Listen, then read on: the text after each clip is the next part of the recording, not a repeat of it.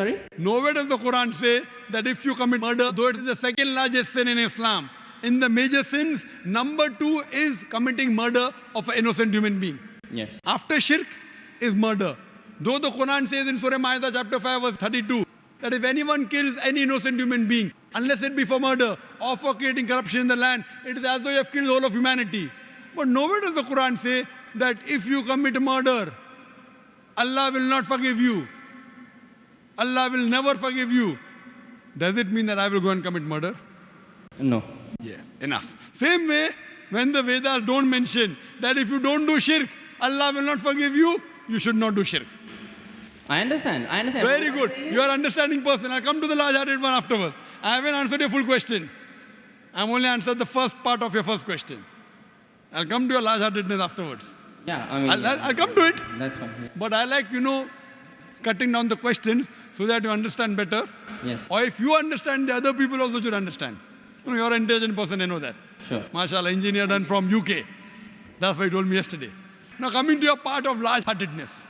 Yeah. That in Islam, if you don't do this, I'll punish you. That is a human nature. That if the father gives money to the son, son gives in charity, tomorrow the son doesn't ask about the father, so father feels bad. It's human nature, I agree with you. God is far superior, I agree with you. Yes. So why does God feel bad? Yes. Very good question, very intelligent question. Inshallah, you will get convinced. I won't ask you to accept Islam in public. Sure. That we have done that yesterday. Yes. The Quran says, Allah subhanahu wa ta'ala does not require you, you require him. Now coming to the question.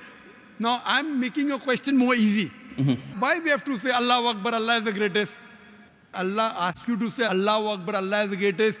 Tomorrow if you don't say Allah is the greatest, do you think Allah will become less? No. No. Yeah. Whether you say or not, Allah is already the greatest. Irrespective whether you say or not, it will make no difference, not even an iota of difference. He is already the greatest. He will remain irrespective whether you say or not. Why does he ask you to say that is the question.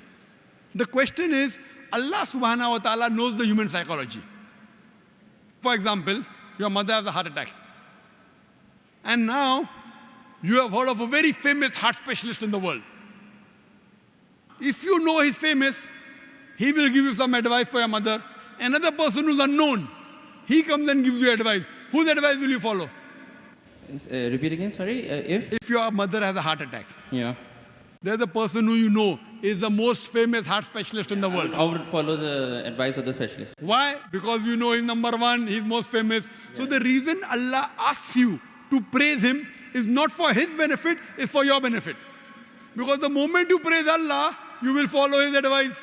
Agreed. By following his advice, Allah will not benefit, you will benefit. Yes. By the doctor giving advice to you, he will not benefit. Yes, you may give him fees so that way he'll benefit. You aren't giving any fees to Allah. Yes. So Allah doesn't benefit anything. But the moment you praise him, it is human. When you say, Allah is the most wise, Allah is the greatest, Allah is the most merciful. Most wise, he gives advice, I'll follow. Most greatest, I'll follow him. Most merciful, I'll follow him. So you say all these praises not to benefit him, to benefit yourself. Agreed. Yes. So when you worship him, it does not benefit him, it benefits you. Yes. When you follow the advice of the doctor, it will benefit if you give him fees. Yes. You don't give any fees to Allah. Yes. It benefits you. Yes. So same way, Allah is large-hearted. By punishing you, do you think he will benefit? No. By punishing, he becomes I'm coming to it, brother Rahul. Yeah. Let me complete my answer. Sure. Yeah. By punishing you, he will not benefit, but he is giving you a fear. Why? If you have alcohol, he will punish you. If you have drugs, he'll punish you. Whether you have drugs or what difference does it make to him? Now, if he says, okay, don't have drugs, but if you have drugs, I will not punish you, then will you have drugs or not? You will have. If I give an examination, write 2+. No, I won't have. If I'm convinced it's wrong for me, I won't have. I don't need that fear of the hell. The Correct. fear of the hellfire to be put in my mind Yes. to avert me. God convinces people in different ways. Some people with reason and logic. You're a logical person, you're convinced with logic. Some people want fear, some people want punishment, some people want reward. There are 3-4 types of ways which Allah speaks. You get convinced with reason and logic, you're like me. Yeah. You're like me. Yes, yes. Some people, they are not convinced reason logic. Leave logic. I'll get reward, I'll do it. I'll get punishment, I'll stay away. So if, लेकिन सच क्या है? होता क्या है? Reality में is the fear is it reality? वो होएगा? Yes, I'll tell you. Reality is that the hellfire is there and the punishment is there, Brother, right? let me complete the answer. Yeah. Will you allow me to complete the answer or you will? Yes, please. Let me complete, I'll give you a chance. Ji. I'll give you a chance to say that you are convinced. Yes. But before I complete my answer, you're interjecting. Sure. Yeah, please. After I complete, I'll give you a chance and ask you. Sure, yeah. Now, there's a teacher taking an examination. 2 plus 2 is how much? 4. Convinced? Now, there are some people, the teacher says, okay, now in the examination, those who write correctly will get plus point, will pass. Those who don't write correctly will fail. Now, when the teacher is telling hundreds of things, it's difficult for everyone to remember. But if you what you remember, you write. If you write correct, I'll pass you. If you write wrong, I'll fail you. So now the student starts memorizing. He starts like you passed your engineering. You are afraid of failing. Yes. If you wouldn't have studied, you would have failed. So if teacher says, no problem, even if you write wrong, I will give you part degree. Will you study? No. Though you're logical, you understand Boyle's law, you understand trigonometry, you understand chemistry, but to remember, you have to stay awake, you have to slog. Teacher says, no problem, you understood?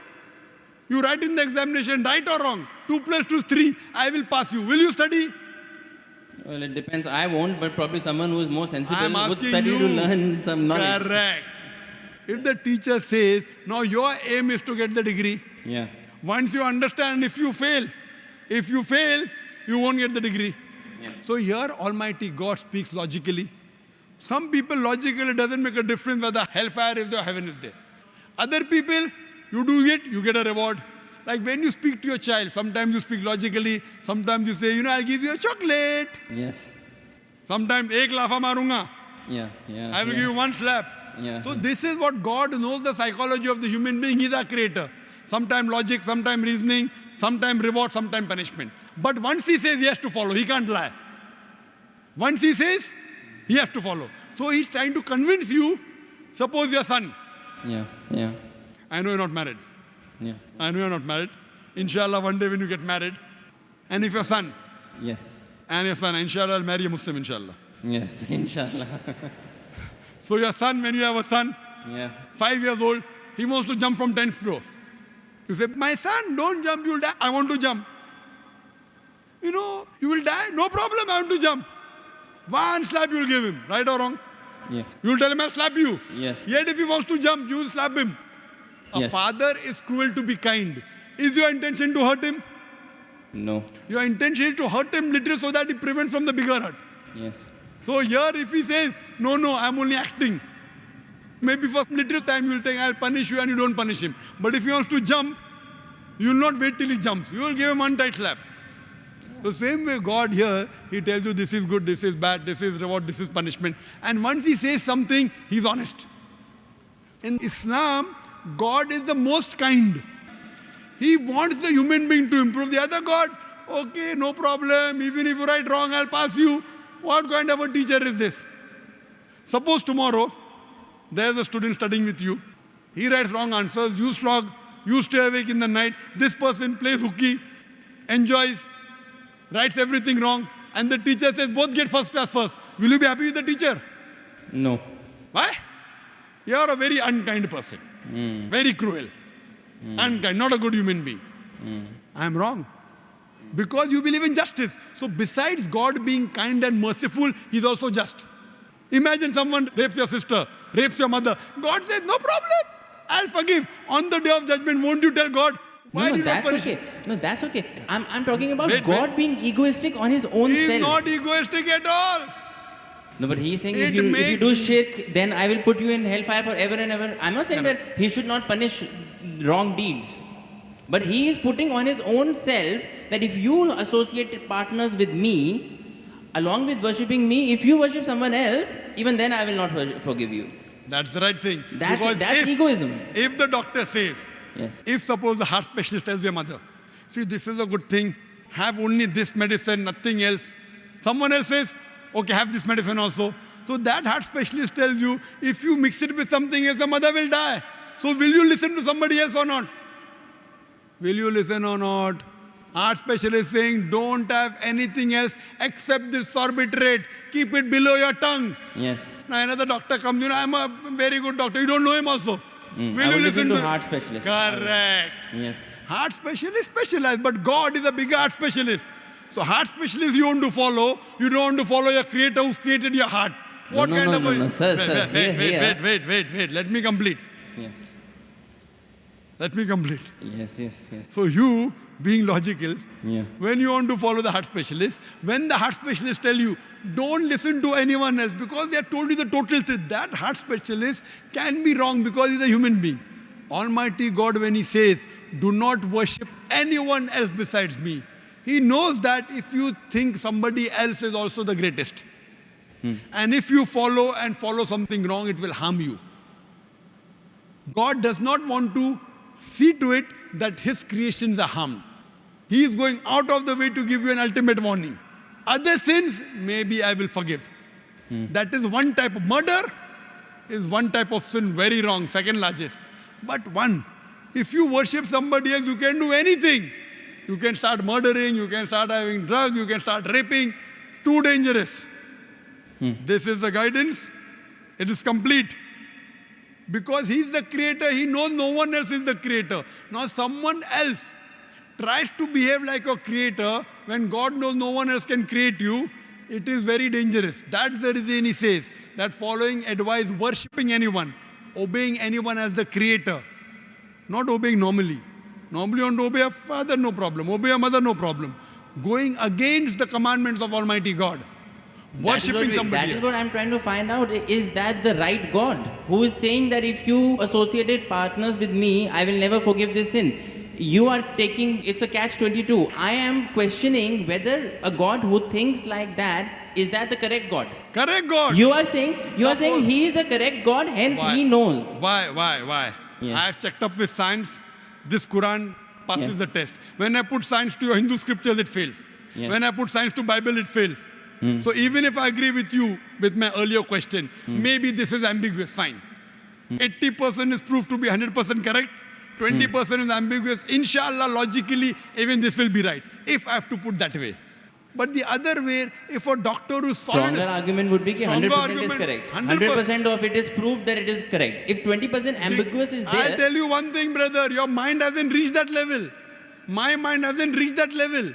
right. The science hasn't reached that level. Maybe 100 years afterward, 1,000 years after, it will be proved 100% correct. We are limited. The problem is in you and me, not in the Quran. Similarly, but a person who's very powerful, a person who's a heart specialist, he knows his stuff very well. He'll be sure. Do this, nothing else.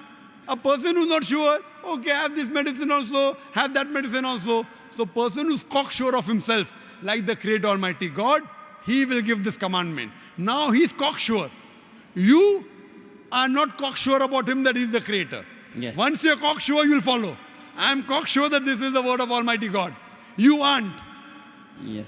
So once your research gets complete, Yes.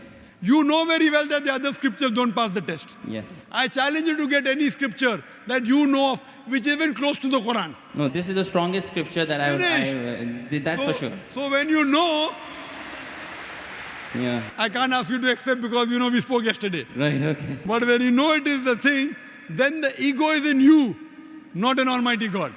The ego No, is I in don't have you. ego. I don't have ego. And I pray to I Almighty told you God. all the ones I have read, this is the strongest. I Yeah? pray to Almighty God. You know, because I love you, Rahul. Yes, I love you too. I love you. That's the reason I pray to Almighty God to give hidayah. You don't have to proclaim. You asked me yesterday, do I have to proclaim? I said, no, you don't have to proclaim. Yeah. So I think that you are a person who submit your will to God, and may God guide you, and may you get a good submitting Muslim life partner. Thank you. Thank you. The next question was due to go to the brother, so we'll have the next question from the front mic. Good evening, Dr. Nayak. This is Sanjay Thakkar here. First of all, with all due respect to all my Muslim brothers and sisters here, before I ask my questions, I would like to ask your kind, make a statement first. You see, religion goes beyond supremacy or declaring supremacy over other religion. It's more about looking, because God is omnipresent. You know, there is God in you, there is God in him, there is God in him, there is God in everybody. If we have that vision, tunnel vision. Having said that, religion is more about tolerance, peace, love, and humility and humanity. Having said that, I beg to differ about your last statements proclaiming that the other scriptures have failed the test. Now again, this could be a debate that could go on for hours, and we have limitations on time. So I'll just rest with two questions.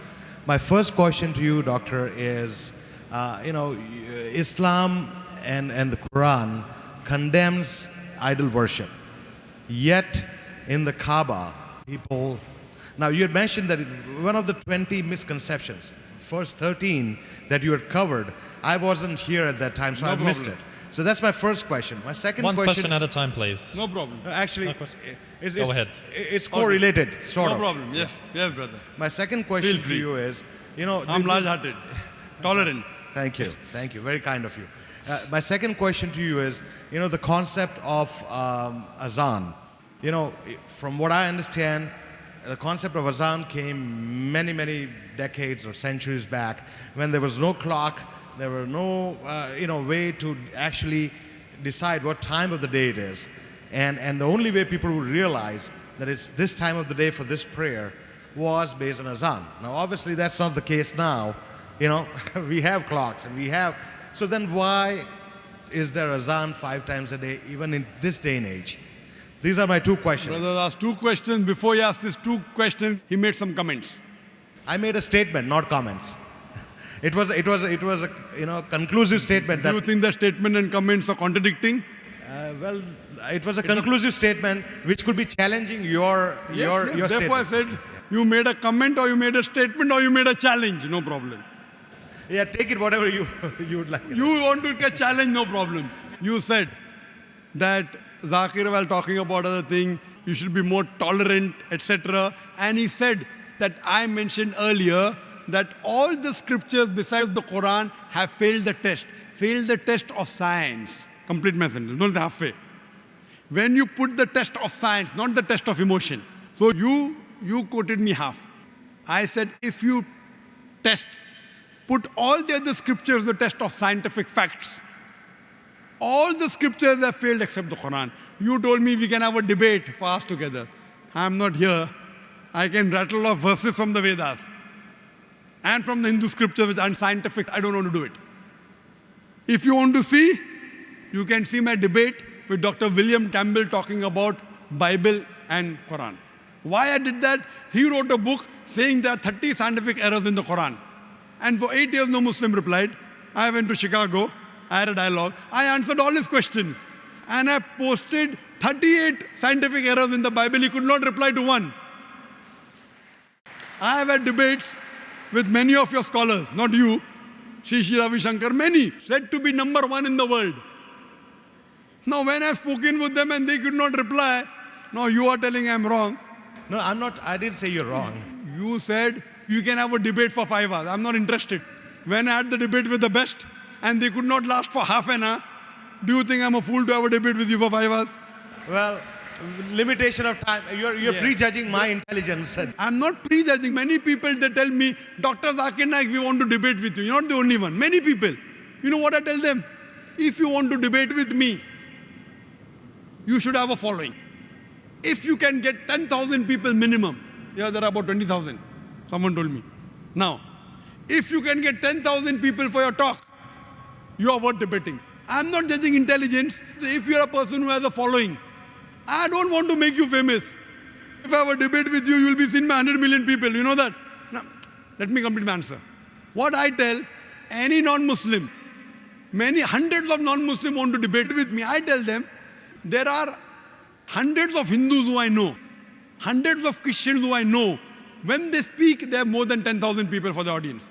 Sri Sri Ravi Shankar, Ramdev Baba, Christians, Billy Graham, Franklin Graham, Morris Cerullo, Benny Hinn, all these people, they have 10,000, 20,000, 50,000, 100,000 for the gathering. You convince them and give your material to them, let them debate me. They will never take your material knowing very well it will not stand the test. These are scholars of your religion. What I tell you, if you really feel you have strong material and you really think you have intelligence, give this material to a Hindu who you consider to be best Okay. and who has a following. If you say, I want to debate with you, I used to do that earlier. Now, anyone, whether good, bad, ugly, whether he's intelligent or not, if he can gather 10,000 people, that means he has a following. He's not doing it for fame. And then we will have a public dialogue. For you, you can have a dialogue with my student. When you're coming to Bombay, tell me. I have got hundreds of students. Fair enough. Many. Fair enough. You know, we have students in our school. We have many people. And they love it. So the list goes, you want to debate? Come to Bombay. Give me the time. 1, 2, 3, 4. We have many. Fair enough. Right? May I have the answers to my questions? I'm coming. Thank you. But because you made a challenge before, the challenge is more important than the answer. The answers I've already given many times. I'll come to it. So this is your assumption. This is what I say. I'm not here to criticize it unless someone forces me to. That I said because Rahul was arguing so much. That's why I said. Otherwise, in my talk, I'm not here to criticize any religion. Thank you. I'm That's what I very wanted to tolerant. hear. That's what I wanted to hear from you. Because see, religion is beyond criticism. It's beyond... But you have to call a spade a spade. If you say, why is the teacher saying 2 plus 2 is 3 is wrong? That teacher criticizes. He's not criticizing. If someone is forcing, no, I'm right. 2 plus 2 is 3. 2 plus 2 is 3. You see, just because somebody else's perspective does not agree with yours, because he's following a different religion or sect, No religion. 2 does plus 2 not is... mean that that person is wrong. 2 plus 2 is equal to 4 is a universal fact. Now someone comes from the village and tells me 2 plus 2 is 3. मैं प्यार से बोलूँगा. I'll tell him with love. But yes, if he insists, I said, no, brother, it's enough. So because I'm in this field, alhamdulillah, I'm not here to criticize, but someone forces me to criticize. Okay, give me one example of unscientific thing. I can give you. I don't want to hurt the other Hindus. I want to win them over. And Allah says in the Quran, in Surah Fussilat, chapter 41, verse number 34, that you get them closer with love. Win your enemy, don't defeat them. So all these people, I'm winning them over. I'm not defeating them. Neither do I want to defeat you, I want to win you, brother. Well, I guess one would Inshallah, I will win you with your 2 answers. one way to win somebody is through humility. And you have reached that stage where, you know, as a person grows larger than life, Yes. he becomes more humble. Correct. For you to And- say that I would not challenge you, I mean, you No, know. but once you reach a stage, if that is causing loss, Allah also says, I'll put you in hell. He is much higher than me, infinite time. But that does not mean it should go against the message. Humility doesn't mean that me being humble to you, I'm giving a wrong signal to millions of people. Then it will be injustice. I can't be humble. Okay, 2 plus 2 is 3. Very good, son. Other 1,000 people will start calculating 2 plus 2 is 3 because Zakir has said.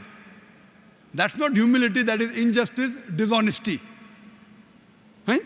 Now coming to your questions. Thank you. The first question the brother asked is, which he said it comes in the first 13. It was the 11th most common question or misconception in the mind of the non-Muslim, that if Islam is against idol worship, why do you bow down to the Kaaba when you offer salah? No Muslim ever worships the Kaaba when you offer salah. Kaaba is the Qibla. It is the direction. We Muslims, we believe in unity. Now when we offer salah, suppose you want to offer salah here.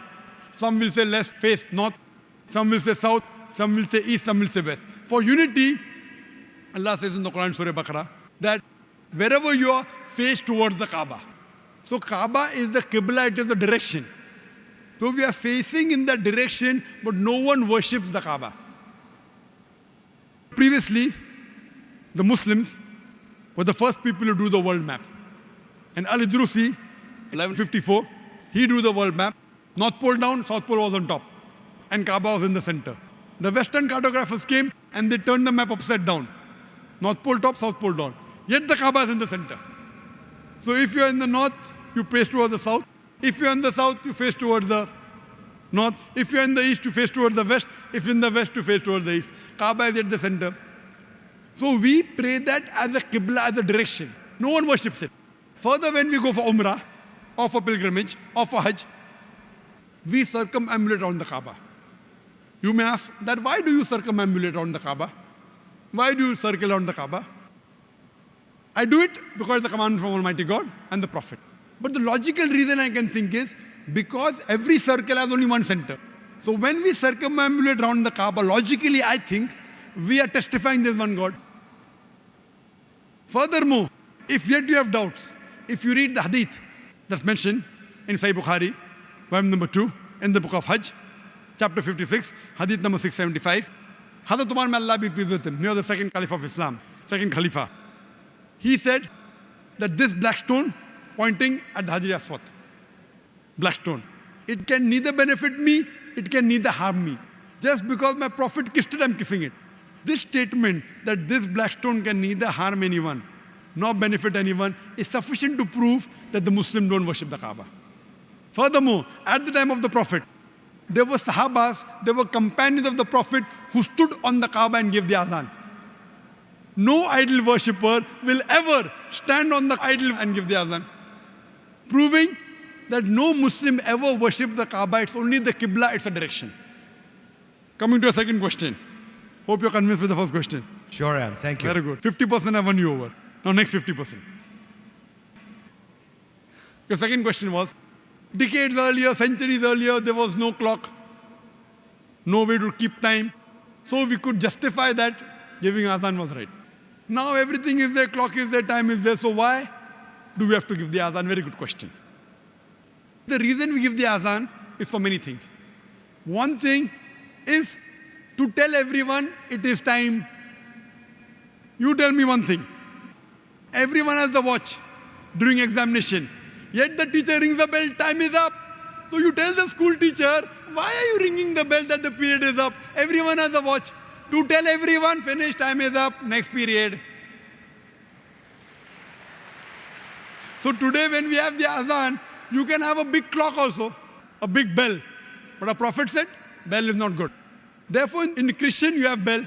Some religion you have the drum. The prophet said, no, this is not good. No drum, no bell. Someone suggested human voice. He liked it. So better than the drum, we have called human voice. And our azan has a message. The bell, sometimes the bell in the school has a message, period is up. Sometimes the bell has a message, period is starting. Sometimes the bell has a message, different message. That fire alarm, run away. You understand, no? Bell cannot speak. You read the bell, okay, fire is there, run away. In the azan, it has a message. It says, Allahu Akbar, Allahu Akbar. Allah is the greatest. God is the greatest, 4 times. Ashhadu an la ilaha illallah wa ashhadu anna Muhammadan Rasulullah. That I bear witness there is no God but Allah. He's calling out. I bear witness there is no God but Allah, and Prophet Muhammad is the messenger of Allah.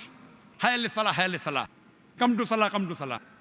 Hayya falah, hayya falah. Come to success, come to success. He's giving you a message. God is the greatest, God is the greatest, God is the greatest, God is the greatest, 4 times. There is no God but Allah. Prophet Muhammad is the messenger, giving you a message that your messenger, Prophet Muhammad, you don't have to worship him. He is only a messenger. He is the servant of God. 5 times we are reminded in the azan. Prophet Muhammad is the messenger of Allah. He is not Allah. Come to salah, come to prayers, come to prayers, come to success, come to success. Allahu Akbar, Allahu Akbar. Allah is the greatest, Allah is the greatest. So it's a message telling you it is time for prayer. At the same time testifying there's one God. It is a message. And the beauty of it is that whichever part of the world you go, it's only in Arabic. So if you have in French, if you go to France, you don't understand French. You say, what is the person shouting? Is he abusing me? So throughout the world you have in Arabic. Even if I don't know Arabic, at least I know the translation of the azan. So it is a reminder. In the morning salah, another reminder. It says, As-salatu khairun minan nom. Prayer is better than sleep. As-salatu khairun minan nom. Prayer, now when you hear, prayer is better than sleep, so you get up. With the ghanta, I put the snooze on. You know snooze? Another 10 minutes. Another snooze, 10 minutes. Here, As-salatu khairun minan nom. Only for the morning's azan. Prayer is better than sleep. So here it's a message. Even though you have watched, you don't keep on watching. So now, because we pray in congregation, our beloved Prophet Muhammad said, there are no less than 3 hadith in Sahih Bukhari, which says that you get 25 times, 27 times more sawab when you pray in congregation. So the azan is reminding you that the congregation is going to start. So you know once the azan is given, within 20 minutes, the congregation will start. So you get ready, you do your wudu, you do your ablution, and you go to the mosque. If it is not there, and many of people don't know what is the time, it keeps on changing. I will not know what's the time for sunset today. Do you know, brother? Do you know the time for morning sunrise in Dubai? It changes every So day. what is it now, you know? Not rough. Most of the people here will have rough idea. So, though you are a scientific person, you have a watch. If the adhan is there, now it is time, I'll go for prayers. So even in the age of science and technology, it's a reminder. And besides the reminder, it's giving you a message. It's calling you towards the truth, it's calling you towards success. So that's the reason even 100 years, 1,000 years back it was correct. Even today it is correct. And even tomorrow it will be correct. Hope this convinces you. Thank you kindly. So at least in these questions I won you over. Yes, you have. Thank you. Inshallah. And I pray to God to guide you and to guide me also. Thank you. The next question from the sister's mic. Yes, my question is, as a Muslim wife, I know my duty is not to serve my husband's parents. But if his mother is living with us and she is heart patient and when he's not around, what is my duty as a Muslimah? Sisters asked the question, I know it is not the duty of a Muslim woman to serve the parents of the husband. But if my mother-in-law is sick and if I take care of her, what is the ruling? Sister, you have a misunderstanding. Where does the Quran say that you cannot serve the parents of your husband? Where does the Quran say that?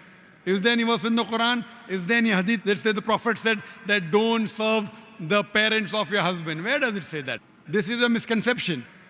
What you have to realize that there are many duties. It may not be awwal fard for you to serve, but serving the parents of your husband is very good, alhamdulillah. And if your husband says you have to serve, you have to serve. What is the harm? You will get sawab. So there's no question saying that as a Muslimah you should not serve the parents. In fact, if you serve, you will be a very good wife. And inshallah your husband would be kinder to you and you will earn more sawab. So if your mother-in-law is sick, inshallah my advice to you is serve her, take care of her. Inshallah that will earn you many sawab. Maybe it will be one of the important parts of you to go to Jannah. As long as your husband and your mother-in-law do not tell you to do anything against Quran and Sunnah, obey your husband, take care of them. Inshallah that will be one of your pathways to go to Jannah. Jazakallah, brother, because I was very confused. I thought that I was only serving her when I wanted to, and I would not serve her when I don't want to because it was not my duty. And my husband understand, he would also never say because he knows that it is not my duty. Jazakallah khair. Do we have any other non-Muslims before we go to the next question? We do at this mic? Okay, go ahead. Hello to you, sir. My name is Mohit and I am employed in an IT company. My question to you is, if there is a judgment day set and after the death everybody has to be taken care of by God and every of their good deeds and bad deeds are to be settled at the judgment day, so why, since the birth, a person is mad or throughout his life he or she is suffering from the disease and after that, The brother asked a very good question, that if there is good and bad, based on that on the day of judgment, God will punish you or may reward you. So what justification it is that some people are born handicapped, some people have congenital defects, some people have heart problem. So is God unjust? Now based on this information, the Hindu scholars, they came up with a new philosophy. If you realize, if you read the Vedas, Vedas speak about Punarjanam. Punar means next, Janam means birth, next birth. Even Quran speaks about next birth, next life. Quran says that God has given you life, you come in this world, He'll cause you to die, He'll resurrect you again. So Vedas says the same thing. But the Hindu scholars, they could not understand that how could God be unjust? That He makes some people born handicapped, some people wealthy, some people poor. So they came with the philosophy of birth, death, birth, death, birth, death, which is not mentioned in the Vedas. He is born handicapped because in his last birth, he sinned. He is born poor because in last birth he sinned. It is their thinking, not of the scriptures. In Islam, we come in this world once and once is sufficient. Then we are resurrected and then the day of judgment. Now coming to your basic question, what reply does Islam has?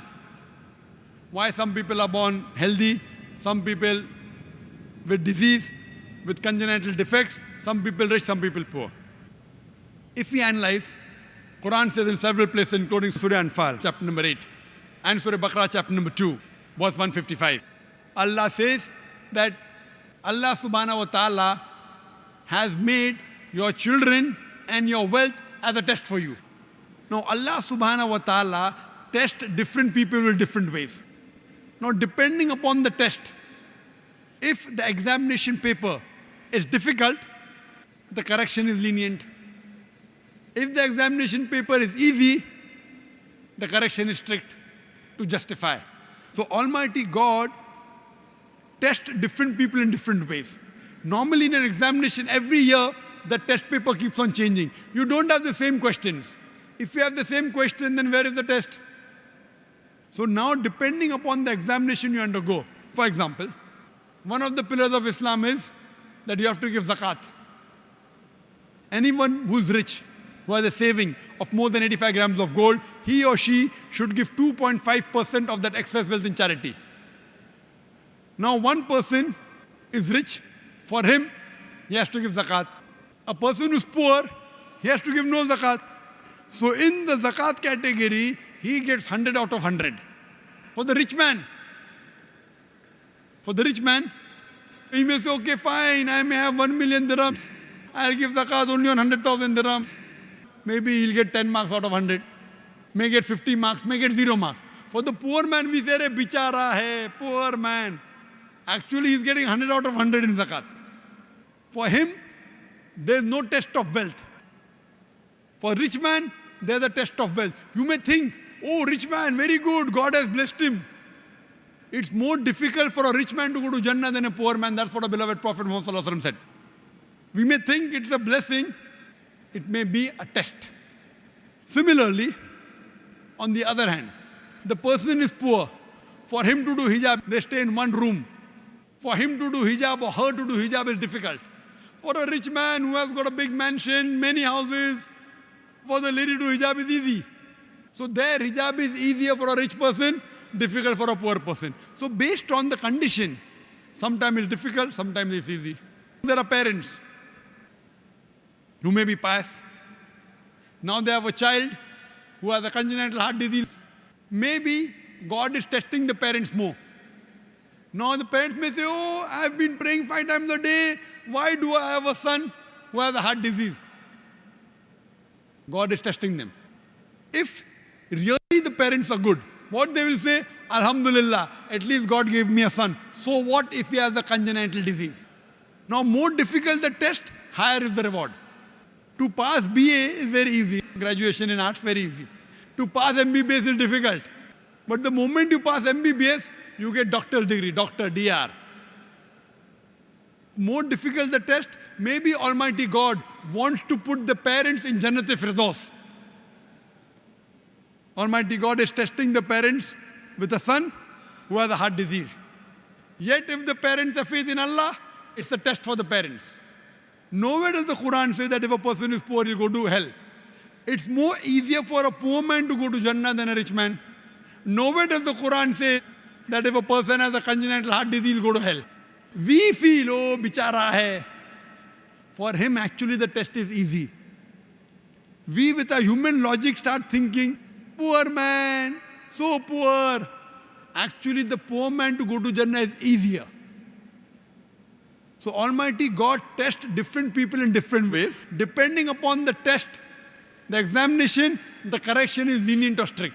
That's the reason the Quran says in Surah Nisa chapter 4 verse 40, Allah subhanahu wa ta'ala is never unjust in the least degree. And Allah says in the Quran in Surah Al-Imran chapter 3 verse 185 that kullu nafsin zaiqatul maut. Every soul shall have a taste of death. But the final recompense is on the day of judgment. So based on the test, the final judgment is on the day of judgment. Some reward you will get in this world, some reward you will get in the hereafter. Whenever there's any calamity, it can either be a punishment or a test. If you're on the straight path, that calamity is a test for you. If you're on the wrong path, it's a punishment for you. Similarly, when you get something good in your life, it can either be a reward or a test. If you're on the straight path, that good thing is a reward for you. Or it may be a test for you. Wealth is not always a reward. It is more of a test for you. God is testing you that with this wealth, do you spend it in the way of Allah or not? So based on this, Almighty God tests different people in different ways. Some people are born rich, some in a poor family, some people are born healthy, some people are born congenital defect. Depends upon the test. He tests everyone in different ways, and the final judgment is on the day of judgment. Based on that, Allah subhanahu wa ta'ala puts the human beings in hell or heaven. Hope that answers the question. In addition, sir, to the same question, I have another. Based upon your answers only, I have one more doubt. Can I question that? Go ahead. All right, sir, you said that Allah is going to test everybody and like that. But why Allah is doing that? I mean, why God or Allah is doing that? Why He created us and for His joy or for, I mean, watching us from up there and Very good question. Why we all have been created? Brother asked the question, why has He created us human being? Is He testing us? Is He enjoying using us like puppet? Very good question. That's answered in the Quran. All the other mountains, trees, they are Muslims, they have submitted their will to God. Human being is the best creation of Almighty God. The best creation, why? Because He has given us a free will. He has given human being a free will either to obey or disobey God. All the other creations, the animals, the birds, the trees, the mountains, they are Muslims. Muslims means they have submitted their will to God. Now Almighty God created a new creation which has a free will. The angels have got no free will. They always obey God. Now after a free will has been given to you, you have a choice to obey or disobey God. After a free will has been given to you, and then if you obey God, you become higher than the angels. After a free will has been given to you, and then you disobey God, you become lower. You may become like a Satan. So it's mentioned in the Quran, in Surah Ahzab, chapter number 33, verse number 72, that Almighty God asks, who wants to undergo the test? If you don't want to undergo the test, just pass. So trees, mountain, all of them said, we fear to undergo the test. The Quran says, the human beings were fools who said, okay, we want to undergo the test. Now when you undergo the test, you can either become superior to the angel or you can become like a Satan. Now, if you don't undergo the test, just pass. So we human beings, all these human beings are the people who said, okay, fine, we don't want to just pass, we want to get good marks, and we are undergoing the test. This is a new creation of Almighty God. Not that you want to enjoy. He is giving you a chance to get distinction. We were fools who said, okay, fine. So not to enjoy, to give you a chance to get distinction, not just pass. Now it is on you and me whether we follow the commandment of Almighty God or not. If you do, you will get distinction. If you don't, you won't get. Hope that answers the question. Wa akhiru da'wana alhamdulillahi rabbil alameen. Thank you. Jazakumullahu khaira. That is all the time that we do have for the question and session. So may Allah reward you immensely, our dear Sheikh Dr. Zakir Naik. A big thank you. Jazakallahu khaira.